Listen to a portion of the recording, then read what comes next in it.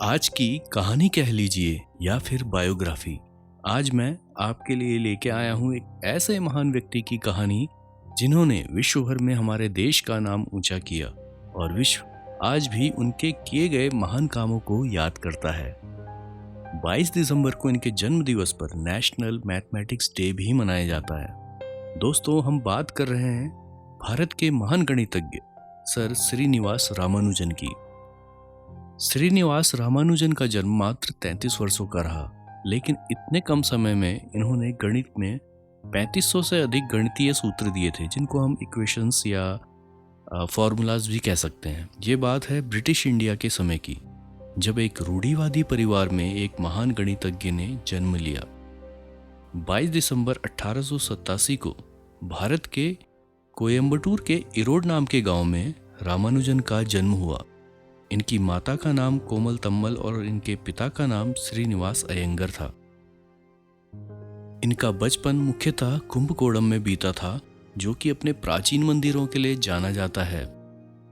ये 3 वर्ष की आयु तक बोलना नहीं सीख पाए थे, तो सबको चिंता हुई कहीं ये बच्चा गूंगा तो नहीं है। और इनका दिमाग इनके साथ पढ़ने वाले बाकी बच्चों का जैसा तो बिल्कुल नहीं था। स्कूल की पारंपरिक शिक्षा में इनका मन नहीं लगता था। एक चीज जो रामानुज को बहुत ज्यादा पसंद थी अपने स्कूल के समय में, वो थी अटपटे प्रश्न पूछना। जैसे कि वो पूछते थे कि इस दुनिया का पहला इंसान कौन था, हमारी पृथ्वी और बादलों के बीच की दूरी कितनी होती है। उनके प्रश्न अध्यापकों को कभी कभी सोच में डाल देते थे और उनके प्रश्नों के उत्तर दे पाना मुश्किल हो जाता था। लेकिन इस बच्चे का जो व्यवहार था वो बड़ा ही मधुर था, इसलिए वे अपने स्कूल टीचर्स के भी प्रिय थे। कोई भी इनसे ज्यादा देर तक नाराज नहीं हो सकता था। पढ़ाई में इनको कोई इंटरेस्ट तो नहीं था और वो इनको बहुत ज्यादा बोरिंग लगता था। फिर भी रामानुजन ने अपने 10 वर्ष की उम्र में प्राइमरी परीक्षा में पूरे जिले में टॉप किया और आगे की पढ़ाई के लिए वो टाउन हाई स्कूल पहुंचे। स्कूल में इनकी प्रतिभा ने दूसरे विद्यार्थियों और शिक्षकों पर छाप छोड़ना आरंभ कर दिया। 12 साल की उम्र में जब गणित विषय से इनका संपर्क हुआ, तो ये इनको इतना ज्यादा पसंद आया कि ये उनका पसंदीदा विषय बन गया। केवल 14 साल की उम्र में इन्होंने गणित के कठिन से कठिन प्रश्नों के उत्तर अपने तरीके से निकालना शुरू कर दिया था। इन्होंने स्कूल के समय में ही कॉलेज लेवल की गणित को पढ़ लिया था और वो अपने से बड़ी क्लास के बच्चों को ट्यूशन भी पढ़ाते थे। हाई स्कूल की परीक्षा पास करने के बाद इन्हें गणित और अंग्रेजी में अच्छे अंक मिले, जिस वजह से इनको छात्रवृत्ति मिली और आगे की शिक्षा के लिए प्रवेश भी मिल गया। लेकिन एक समस्या ये थी, रामानुजन का मन केवल गणित विषय में ही लगता था, बाकी सब्जेक्ट वो किनारे रख दिया करते थे और गणित में इतने ज्यादा खोए रहते थे कि कॉलेज में दूसरे सब्जेक्ट की क्लास में भी मैथ प्रॉब्लम्स को ही सुलझाने में लगे रहते थे। लेकिन आपको पता है ना कि स्कूल कॉलेज में सारे सब्जेक्ट पढ़ने पड़ते हैं और उनमें पास भी होना पड़ता है। तो रामानुजन के साथ जो होना था वही हुआ। 11वीं की परीक्षा में रामानुजन गणित को छोड़कर बाकी सभी विषयों में फेल हो गए और जब वो फेल हो गए तो जो उनको स्कॉलरशिप मिलती थी पढ़ने के लिए, वो मिलना भी बंद हो गई। उस समय भारत स्वतंत्र देश नहीं था और काफी गरीबी थी। इनका परिवार भी अपना गुजारा किसी तरह चला लेता। नामगिरी देवी इनकी इष्ट देवी थी और रामानुजन को इन पर टूट विश्वास था और इसी विश्वास ने इनको रुकने नहीं दिया। वो चलते रहे अपने गणित प्रेम के साथ। पैसों की कमी के कारण कुछ दिनों इन्होंने ट्यूशन पढ़ाना शुरू किया और साथ ही क्लर्क की नौकरी भी की और अपना खर्चा किसी तरह चलाने लगे। एक बार फिर इन्होंने दोबारा 12वीं कक्षा की प्राइवेट परीक्षा दी और फिर पता क्या हुआ, वो फिर से फेल हो गए क्योंकि वो गणित के अलावा कुछ पढ़ते ही नहीं थे और फिर से ये क्लर्क की नौकरी करने लग गए। लेकिन गणित विषय पर इनके शोध जारी रहे। 1908 में इनकी शादी कर दी गई। अब शादी हो जाने के बाद एक नई जिम्मेदारी इनके सर पर आ गई थी। वो नौकरी की तलाश में मद्रास चले गए। लेकिन वो एक ऐसे स्टूडेंट थे जिसने परीक्षा पास नहीं की थी। पास की डिग्री ना होने की वजह से उन्हें मद्रास में नौकरी तो नहीं मिली, पर वो बीमार जरूर पड़ गए और उन्हें घर लौटकर आना पड़ा। लेकिन फिर जल्दी ठीक होकर दोबारा मद्रास आ गए और इस बार किसी के कहने पर deputy collector Shri V Ramaswamy Iyer से मिले, जो गणित के एक महान विद्वान थे।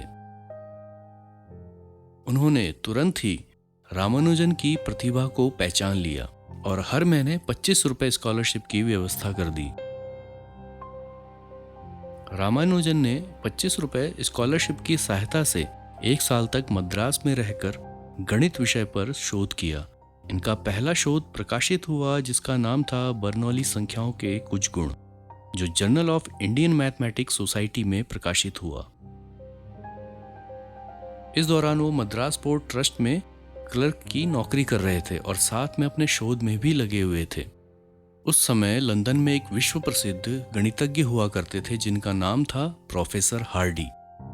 रामानुजन ने इनके शोध कार्यों को पढ़ा और पढ़ने के बाद रामानुजन ने बताया कि उन्होंने प्रोफेसर हार्डी के अनसॉल्व्ड क्वेश्चनों को सॉल्व कर दिया है और उनका उत्तर खोज निकाला है। शुरुआत में जब रामानुजन ने अपने शोध कार्य को पत्र के माध्यम से प्रोफेसर हार्डी के पास भेजा तो प्रोफेसर हार्डी को वो समझ में नहीं आया और उन्होंने इसे गंभीरता से नहीं लिया। फिर उसके बाद प्रोफेसर हार्डी ने अपने मित्रों से इस पत्र के संबंध में सलाह ली और उसके बाद उन्हें लगा कि रामानुजन के कार्य को ठीक से समझने और उसमें शोध के लिए उन्हें इंग्लैंड बुलाया जाना चाहिए। उन्होंने रामानुजन को कैम्ब्रिज आने के लिए न्योता भेज दिया, लेकिन पैसों की कमी और अन्य धार्मिक वजहों से वे इंग्लैंड नहीं जा पाए, पर दोनों के बीच आपस में पत्र व्यवहार चलता रहा और किसी तरह प्रोफेसर हार्डी ने उन्हें इंग्लैंड बुला ही लिया। रामानुजन को वहां रहने में कोई परेशानी ना हो इसकी व्यवस्था भी उन्होंने पहले से ही कर ली थी। जाने से पहले रामानुजन ने 3000 से अधिक नए सूत्रों को एक रजिस्टर में लिख दिया था। जब रामानुजन इंग्लैंड पहुंचे तो उनको भी वहां रहने में किसी भी तरह परेशानी महसूस नहीं हुई, सिवाय एक चीज के, वे पूर्णतः शाकाहारी थे और इसलिए वे अपना खाना खुद ही बनाते थे। साथ में विदेशी रहन सहन और वहां का ठंडा मौसम उनके लिए मुश्किल था, लेकिन फिर भी वो हार्डी के साथ अपने शोध में लगे रहे। उनके कई शोध पत्र इंग्लैंड में प्रकाशित हुए और कैम्ब्रिज यूनिवर्सिटी से इन्हें बीए की डिग्री भी मिल गई, लेकिन साथ में इनकी तबीयत भी खराब रहने लगी और इनको टीबी की बीमारी हो गई, लेकिन इनका शोध जारी रहा। कुछ समय के बाद इन्हें रॉयल सोसाइटी में सदस्यता मिल गई, जो एक भारतीय के लिए बहुत बड़ी बात थी, क्योंकि भारत उस समय एक स्वतंत्र देश नहीं था। ये सिलसिला थमा नहीं, इसके बाद ट्रिनिटी कॉलेज की फेलोशिप पाने वाले पहले भारतीय भी बने। लेकिन उनकी तबीयत लगातार खराब होती जा रही थी और डॉक्टरों की सलाह पर उन्हें अपने देश भारत लौटना पड़ा और यहाँ मद्रास विश्वविद्यालय में वे प्राध्यापक बन गए और फिर से अपने शोध कार्य में लगे रहे। वे भारत लौट तो गए थे, लेकिन उनके स्वास्थ्य में कोई सुधार नहीं हुआ। स्थिति और भी खराब हो रही थी, लेकिन इस खराब तबीयत में भी उनके शोध जारी रहे। उन्होंने मॉक थीटा फंक्शन पर एक उच्च स्तरीय शोध पत्र लिखा, जिसका उपयोग गणित में ही नहीं बल्कि चिकित्सा विज्ञान में कैंसर को समझने के लिए भी किया जाता है। इनकी तबीयत लगातार खराब होती जा रही थी और डॉक्टर्स ने भी जवाब दे दिया था और इस महान गणितज्ञ के जीवन की अंतिम घड़ी आ गई। केवल 33 वर्ष की छोटी उम्र में 26 अप्रैल 1920 को इन्होंने प्राण त्याग दिए और गणित जगत में शोक छा गया। रामानुजन का आध्यात्म में अटूट विश्वास था। वे कहते थे, मेरे लिए गणित के उन सूत्रों का कोई मतलब नहीं है जिससे मुझे आध्यात्मिक विचार न मिलते हों। रामानुजन को the man who knew infinity भी कहा जाता था, क्योंकि इनके गणित में दिए गए योगदान में सबसे ज्यादा सूत्र इन्फिनिटी सीरीज के थे। इसके ऊपर हॉलीवुड में एक मूवी भी बनी है जिसको आपको जरूर देखना चाहिए।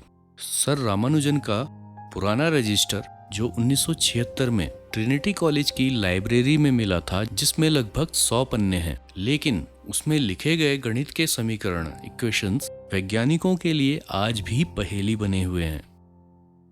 रामानुजन ने अपने 33 वर्ष के जीवन में 3500 से अधिक क्वेश्चंस बनाए, जिनमें से कई तो आज भी अनसुलझे हैं। इनमें से तो कई समीकरण ऐसे हैं जिनसे उत्तर तो सही निकलता है, लेकिन वो कैसे आता है ये पता नहीं चल पाता, और आज भी उनके इक्वेशंस को प्रूव करने की कोशिश जारी है।